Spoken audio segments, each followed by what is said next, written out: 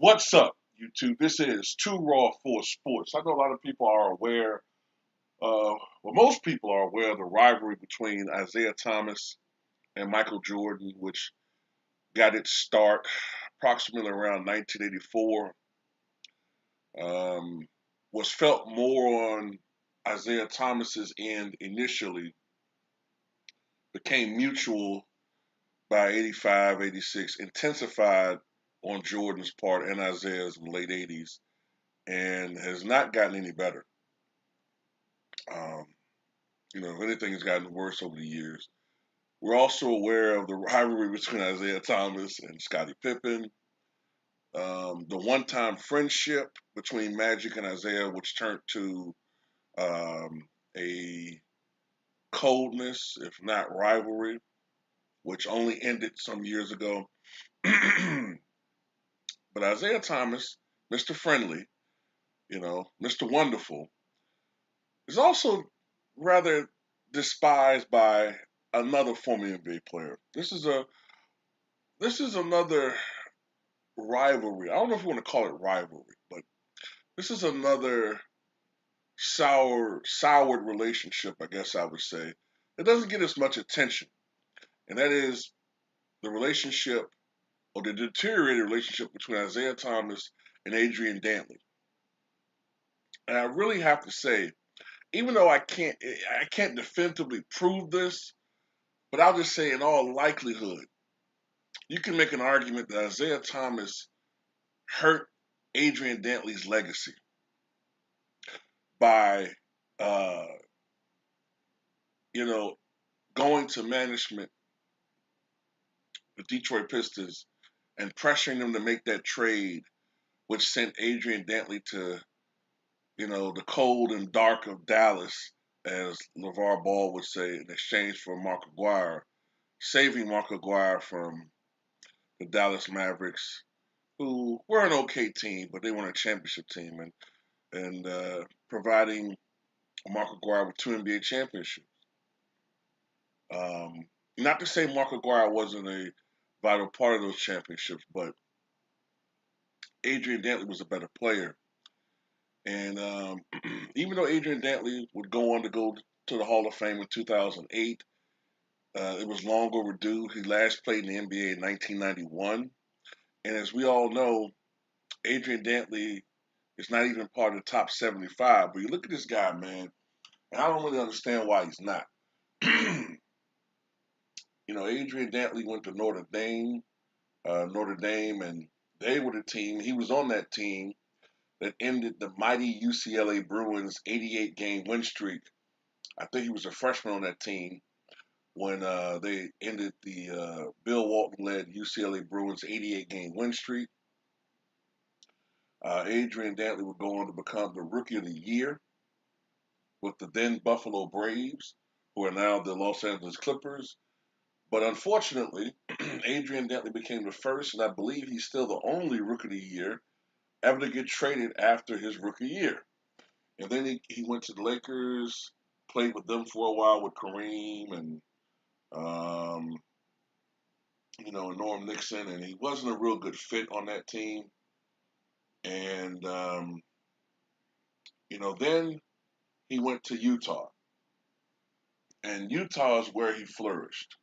While Utah was never a top team in the NBA, Adrian Dantley was most definitely one of the most dangerous players and arguably the most dangerous scorer in the early to mid 1980s. Um, Between 1979 and 1986, Adrian Dantley averaged just a hair under 30 points per game.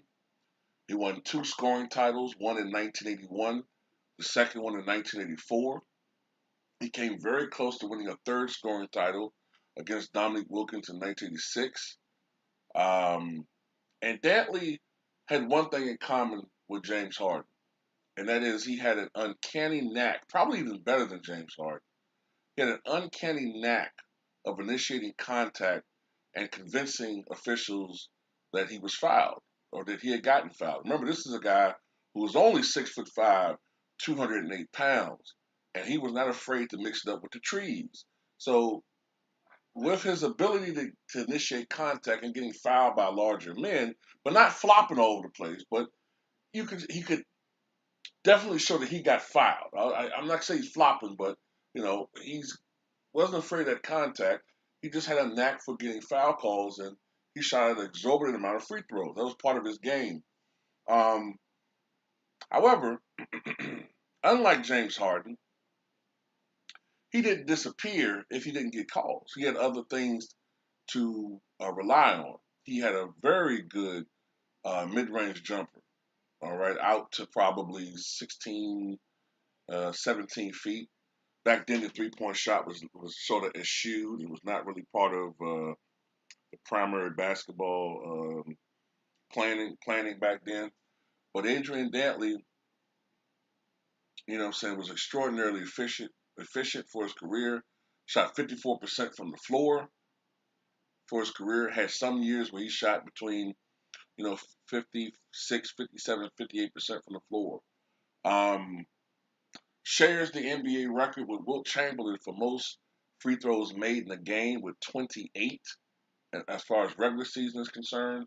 Although I think Bob Cousy has the playoff record for most free throws made. I think he made 29 or 30 in a game. I think it was a game where he scored 50 for the Boston Celtics in the playoff game.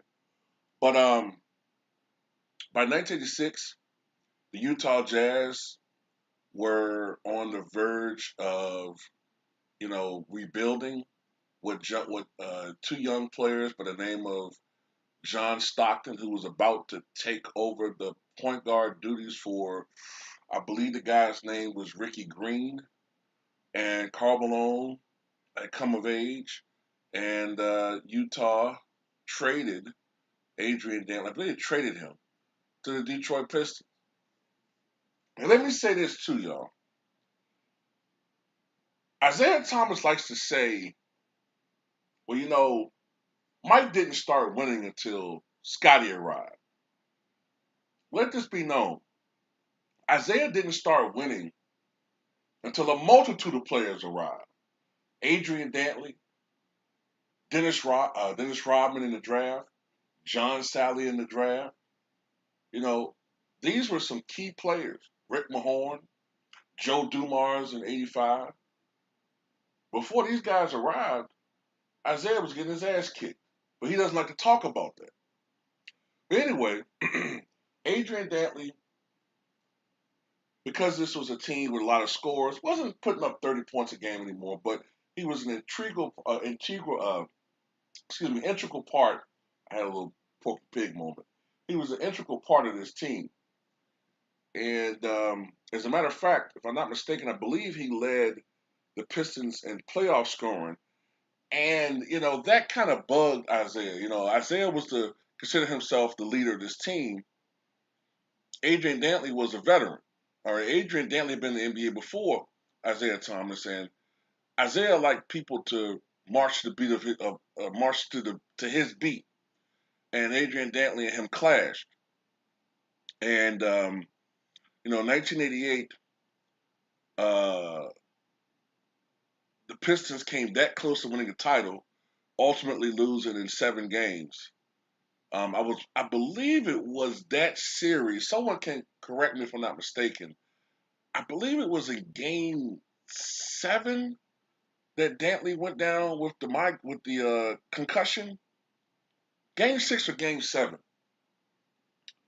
A lot of people talk about Isiah Thomas, and it was a courageous performance, but I thought I remember Dantley getting knocked out with a concussion in one of those games.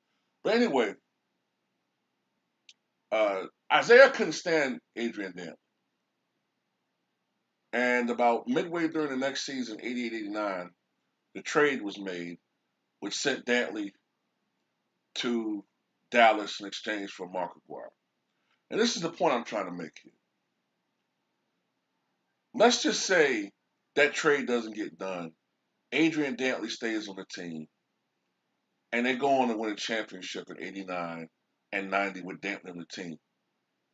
You don't think that his resume looks so much better with 2 NBA championships and perhaps, who knows, a finals MVP, people be looking at Dantley in a whole different light.